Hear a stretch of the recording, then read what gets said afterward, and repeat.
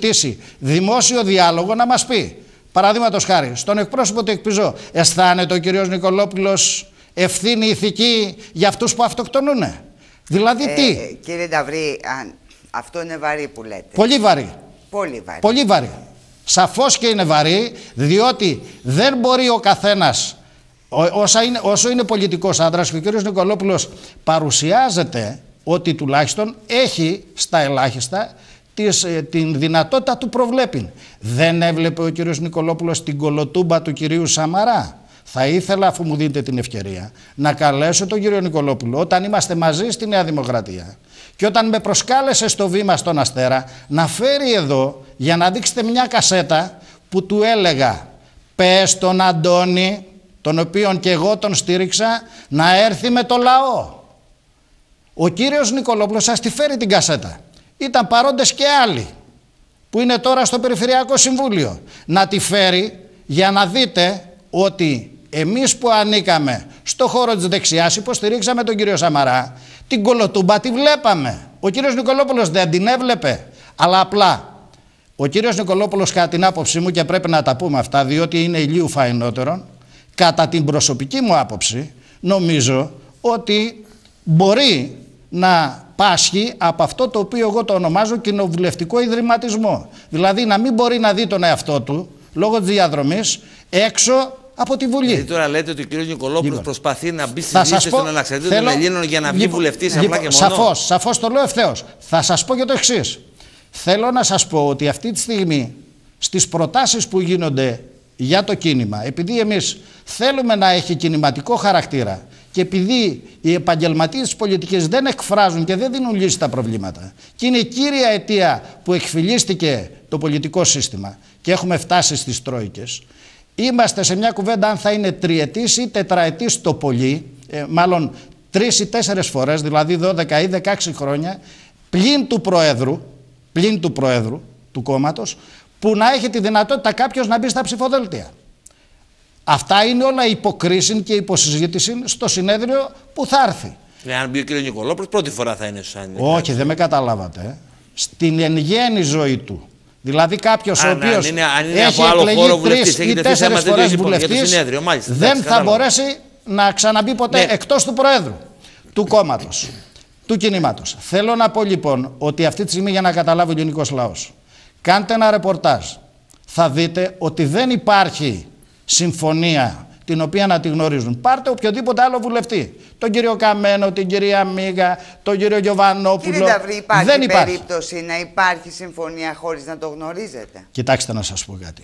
Προσωπικά, γνωρίζοντας τον άντρα τον κύριο Καμένο, ο οποίος έχει τοποθετηθεί ευθέως, λέει: παιδιά, αντιμνημονιακό μέτωπο ναι. Από εκεί και πέρα, επειδή έχουμε πει ότι όποιος έχει ψηφίσει μνημόνιο και επειδή και ο ίδιος έχει πει αυτό που σας είπα εγώ πριν, εδώ στην Πάτρα, ηθικά υπεύθυνος και αλλού, για όλα αυτά τα οποία γίνονται, είναι όποιος ψήφισε μνημόνιο.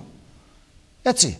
Αυτά τα πράγματα λοιπόν, για το αν θα συμμετάσχει οποιοδήποτε κίνημα ως συνεργαζόμενο, το κριτήριο, το go-no-go στο συνέδριο είναι εάν έχει ψηφίσει μνημόνιο ή όχι. Πάντως, αυτό Νταυρή, θα αποφασιστεί στο συνέδριο. Ωραία, δεν μπορεί λοιπόν να προαποφασιστεί τώρα. Ωραία. Εγώ προσωπικά πάντως δεν υποστηρίζω ότι υπάρχει συμφωνία προς Θεού και λαμβάνω πολύ σοβαρά υπόψη αυτά τα οποία επικοινωνήστε με τον κύριο Καμένο. Εγώ όμως έχω δει τον κύριο Καμένο σε συναντήσεις προσωπικές, πολιτικές προσωπικές εννοώ, με τον κύριο Νικολόπουλο να κουβεντιάζουν, να λένε, να συντάσσουν πολιτική γραμμή, ενώ ως συνεργαζόμενες απόψεις. Κοιτάξτε, και για ζητήματα τα οποία έχουν να κάνουν με κοινοβουλευτική διαδικασία. Κατά συνέπεια, όταν μου λέει ο Νικολόπουλος εμένα χθες το βράδυ στην εκπομπή ότι εγώ έχω συμφωνήσει με τον κύριο Καμένο, δεν πάει το μυαλό μου ότι ο κύριος Καμένος μπορεί να του έχει πει στον Νίκο θα το δούμε στο συνέδριο. Κοιτάξτε να σας πω κάτι.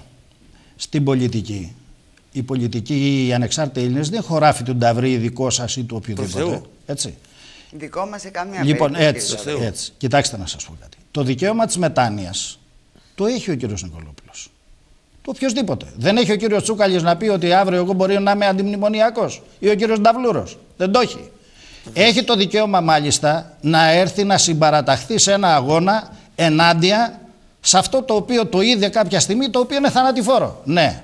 Είναι μακρύς ο δρόμος όμως από το εναντιώνομαι μέχρι το εντάσσομαι και θέλω να είμαι μπροστάρης και με συγχωρείτε παιδιά, εγώ έβαλα το δολοφόνο μέσα στο σπίτι σας, έκοψε το χέρι του παιδιού σας και το πόδι και τώρα εγώ έρχομαι γονιπετής και λέω με συγχωρείτε, θα σας σώσω, θα σας πάω στην εντατική. Είναι μακριά αυτή η απόσταση. Είστε σαφείς αυτό. Επειδή στην πολιτική, εγώ προσωπικά, επιτρέψτε μου να καταθέσω μια δική μου εμπειρία δημοσιογραφική, έχω δει πάρα πολλά. Σας λέω λοιπόν ότι αύριο το πρωί συμβαίνει, ο κύριος Νικολόπουλος είναι βουλευτής Β' Αθηνών. Υποψήφιος εννοώ. Εσείς τι θα κάνετε? Αν εκτιμηθεί δηλαδή, αν εκτιμηθεί ότι μπορεί να είναι. Ότι θα πρέπει πολιτικά να εκτιμηθεί κάτω από συγκεκριμένες συνθήκες. Γιατί εδώ λέτε πολύ σκληρά πράγματα. Αν αύριο είναι. Κοιτάξτε να σας πω κάτι. Θα σας πω και το εξής. Το κυρίαρχο όργανο ενός κινήματος είναι το συνέδριό του, η κοινοβουλευτική του ομάδα και όποια όργανα προκύψουν και θα ενταχθούν. Αλλήμωνο εάν ο ομιλών ή οποιοσδήποτε άλλος σε κυρίαρχες αποφάσεις μπορεί να πει εγώ παιδιά δεν μπορεί να γίνει αυτό. Δεν έχει δημοκρατικό λόγο ή δεν νομιμοποιείται δημοκρατικά να το κάνει. Εάν εγώ είμαι αντίθετος ή είναι καθοριστική για μένα η συγκεκριμένη απόφαση, τότε ο δρόμος είναι ένας, ο έντιμος. Στους ψηφοφόρους μου, στους ανθρώπους μου, στους φίλους μου, στη γυναίκα μου, στα παιδιά μου, λέω εγώ εντάχθηκα σε αυτόν τον αγώνα ενάντια σε αυτό που λέγεται μνημόνιο. Θεωρώ υπεύθυνους όσοι ανοίξανε την πόρτα, όσοι στήσανε την κρεατομηχανή Σαμαρά και Τρόικας εσωτερικού και εγώ παρακαλώ πάρα πολύ δεχτείτε την παραίτησή μου. Από εκεί και πέρα ας περιμένουμε τα πράγματα να δούμε πώς θα εξελιχθούν. Αλλά όμως και θα ήθελα να παρακαλέσω εντός εισαγωγικών και να προκαλέσω δημοκρατικά, όχι για λόγους αντιδικίας, τον Νίκο τον Νικολόπουλο να έρθει εδώ παρουσία στο κανάλι, να κάνουμε και να μιλήσουμε πολιτικά. Να το κάνουμε αυτό. Και θα έχει δημοσιογραφικά τεράστιο ενδιαφέρον πολιτικά, κύριε Νταβρή. Δημοσιογραφικά θα έχει. Και θα ήθελα να πω και κάτι εδώ, γιατί με ρωτήσατε, επιτρέψτε μου. Σύντομα, ναι, σύντομα. Προσέχτε. Λέμε ότι θέλουμε, ή ο κύριος Νικολόπουλος βρίσκει τρόπους, γιατί θα το πω ευθέως όπως το νιώθω, και λέει: εγώ θέλω να πάω στη Β' Αθηνών. Θα σας πω κάτι. Είναι ένας πολιτικός ο οποίος έχει ρίζες στην Πάτρα. Εάν ομιγέννητο αποφασίσει το συνέδριο να εντάξει το κίνημα και να συνεργαστεί με το κίνημα. Ομιγέννητο λέτε. Ναι, έτσι. Να συνεργαστεί, διότι ο κύριος Νικολόπουλος άνοιξε την πόρτα και έστησε την κρεατομηχανή Σαμαρά. Έτσι. Πού πηγαίνει, το γίνει αυτό. Γιατί να μην έρθει στο χώρο του, στην Αχαΐα, εγώ το έχω πει και στο ραδιόφωνο, και να μετρηθεί και λέει, μας παρουσιάζεται μάλιστα ως μεγαλόκαρδος και λέει εγώ παιδιά θα πάω στην Αθήνα, εκεί που δεν τον ξέρουνε ή εδώ που τον ξέρουνε για να τον κρίνουνε. Λοιπόν, πάντως υπάρχει κύριε, συγγνώμη Έφε, πρέπει να το πω, μάλλον να ζητήσω από τον κύριο Νταβρή μια δήλωση, ένα σχόλιο πολύ σύντομα κύριε Νταβρή. Ναι. Υπάρχει μια δήλωση η οποία έχει γίνει από τον κύριο Καμένο